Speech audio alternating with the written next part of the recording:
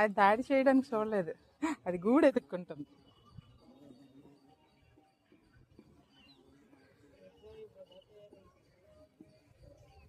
చూడు దాని గూడు ఎత్తుక్కుంటుంది.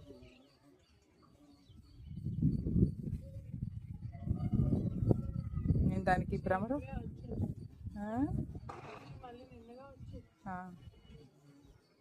అది వెళ్ళిపోయింది, వెళ్ళిపోయింది కన్నంలోకి.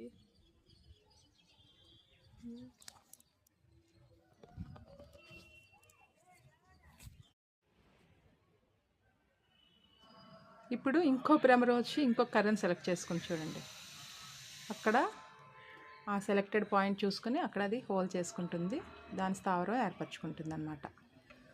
ప్రకృతిలో ప్రతి జీవికి వాటికి తగిన తెలివితేటల్ని, ఆలోచన శక్తి ప్రతి జీవికి ఉంటుంది. చూసారా, మనం టెర్రస్ గార్డెన్ పెంచడం వల్ల ఇదొక ఉపయోగం అండి. ప్రతి దాన్ని మనం అబ్జర్వ్ చేయొచ్చు. ఇలా ఈ భ్రమరాలు, సీతాకోక చిలుకలు, అవి వాటి పక్షులు, ఇలా వాటి గూళ్ళని మనం అబ్జర్వ్ చేయొచ్చు అన్నమాట. వాటి తెలివితేటలు చూసారా ఎంత. ఇది ముందు పెట్టిన భ్రమరం తాలూకు దాని గూడు అనమాట.